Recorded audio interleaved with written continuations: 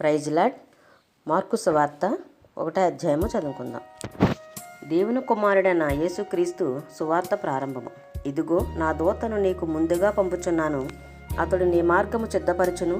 ప్రభు మార్గము సిద్ధపరచుడి, ఆయన త్రోవలు సరళము చేయడని అరణ్యములో కేకవేయుచున్న ఒకని శబ్దము అని ప్రవక్త యెషయా చేత వ్రాయబడినట్టు బాప్తిసమిచ్చు యోహాను అరణ్యములో ఉండి పాప క్షమాపణ నిమిత్తము మారు మనసు విషయమైన బాప్తిసం ప్రకటించుచూ వచ్చెను. అంతటా యూదయ దేశస్థులందరూ యెరూషలేము వారందరూ బయలుదేరి అతని యొద్దకు వచ్చి తమ పాపములను ఒప్పుకొనుచు యొర్దాను నదిలో అతని చేత బాప్తిసం పొందుచుండిరి. యోహాను ఒంటె రోమముల వస్త్రమును మొల చుట్టూ తోలుదట్టయు ధరించుకునివాడు, అడవి తేనెను మిడతలను తినివాడు. మరియు అతడు నాకంటే శక్తిమంతుడొకడు నా వెనుక వచ్చుచున్నాడు, నేను వంగి ఆయన చెప్పుల వారిని విప్పుటకు పాత్రుడను కాను. నేను నీళ్లలో మీకు బాప్తీసమిచ్చి తిని గాని ఆయన పరిశుద్ధాత్మలో మీకు బాప్తీసమిచ్చునని చెప్పి ప్రకటించుచుండెను. ఆ దినములలో యేసు గలిలయలోని నజరేతు నుండి వచ్చి యొర్దానులో యోహాను చేత బాప్తీసం పొందెను.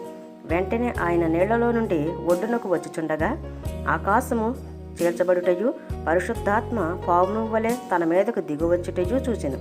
మరియు నీవు నా ప్రియ కుమారుడవు, నీ యందు నేను ఆనందించుచున్నానని ఒక శబ్దము ఆకాశం నుండి వచ్చెను. వెంటనే పరిశుద్ధాత్మ ఆయనను అరణ్యములోనికి త్రోసుకుని పోయెను. ఆయన సాతాను చేత శోధింపబడుచు అరణ్యములో 40 దినములు అడవి మృగములతో కూడా ఉండెను. మరియు దేవదూతలు ఆయనకు పరిచర్య చేయుచుండిరి. యోహాను చెరపట్టబడిన తర్వాత యేసు కాలము సంపూర్ణమైనది, దేవుని రాజ్యము సమీపించి ఉన్నది, మారు మనసు పొంది సువార్త నమ్ముడని చెప్పుచు దేవుని సువార్త ప్రకటించుచు గలిలయకు వచ్చెను. ఆయన గలిలయ సముద్ర తీరమున వెళుచుండగా సీమోను సహోదరుడగు అంద్రేయయు సముద్రములో వలవేట చూచెను. వారు జాలరులు. యేసు, నా వెంబడి రండి, నేను మిమ్మల్ని మనుషులను పట్టు జాలరులుగా చేసేదనని వారితో చెప్పాను. వెంటనే వారు తమ వలలు విడిచి ఆయనను వెంబడించిరి. ఆయన ఇంకా కొంత దూరం వెళ్ళి జెబెదయి కుమారుడగు యాకోబును అతని సహోదరుడగు యోహానును చూచెను. వారు దోణిలో ఉండి తమ వలలు బాగు చేసుకుని చుండిరి. వెంటనే ఆయన వారిని పిలవగా వారు తమ తండ్రి అయిన జెబెదయిని దోణిలో జీతగాండ్రు యొద్ద విడిచిపెట్టి ఆయనను వెంబడించిరి. అంతటా వారు కపెర్నహూములోనికి వెళ్ళిరి. వెంటనే ఆయన విశ్రాంతి దినమున సమాజ మందిరంలోకి పోయి బోధించెను. ఆయన శాస్త్రుల వలె కాక అధికారము గలవాని వలె వారికి బోధించెను గనుక వారు ఆయన బోధకు ఆశ్చర్యపడిరి. ఆ సమయమున వారి సమాజ మందిరములో అపవిత్రాత్మ పట్టిన మనుషుడొకడు ఉండెను.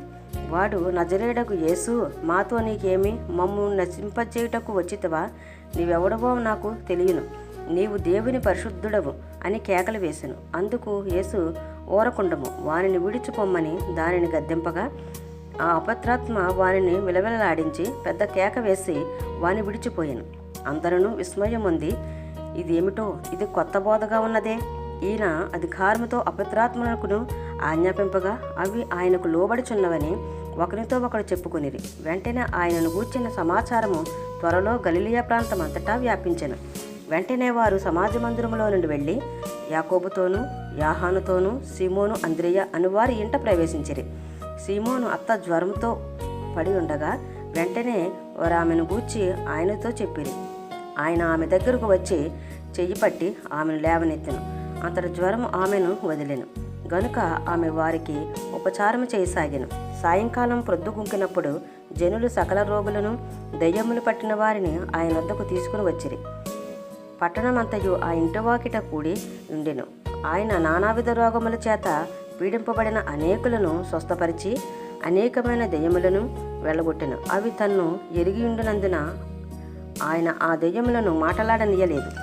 ఆయన పెందలకాడనే లేచి ఇంకనూ చాలా చీకటి ఉండగానే బయలుదేరి అరణ్య ప్రదేశమునకు వెళ్ళి అక్కడ ప్రార్థన చేయుచుండెను. సీమోనును అతనితో కూడా నున్నవారును ఆయనను వెతుకుచూ వెళ్ళి ఆయనను కనుగొని అందరూ నిన్ను వెతుకుచున్నారని ఆయనతో చెప్పగా ఆయన, ఇతర సమీప గ్రామములలో నేను ప్రకటించినట్లు వెళ్ళుదము రండి, ఇందు నిమిత్తమే కదా నేను బయలుదేరి వచ్చితినని వారితో చెప్పాను.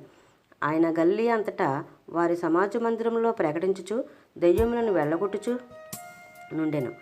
ఒక కుష్ఠరోగి ఆయన వద్దకు వచ్చి ఆయన ఎదుట మోకాళ్ళూని, నీకిష్టమైతే నన్ను శుద్ధినిగా చేయగలవని ఆయనతో చెప్పి ఆయనను వేడుకొనగా ఆయన కనికరపడి చేయి చాపి వానిని ముట్టి, నాకిష్టమే, నీవు శుద్ధుడువు కమ్మని వానితో చెప్పెను. వెంటనే కుష్ఠరోగం వానిని విడిచెను గనుక వాడు శుద్ధుడాయను. అప్పుడాయన, ఎవరితోనూ ఏమీ చెప్పకు సుమి, కానీ నీవు వెళ్ళి వారికి సాక్షార్థమై నీ దేహమును యాజకునికి కనపరుచుకొని నీవు శుద్ధుడమైనందుకు మోషే నియమించిన కానుకలను సమర్పించుమని వానికి ఖండితముగా ఆజ్ఞాపించి వెంటనే వాడిని పంపివేశెను. అయితే వాడు వెళ్ళి దానిని గూర్చి విస్తారముగా ప్రకటించుటకును ఆ సంగతి ప్రచురము చేయుటకును ఆరంభించెను.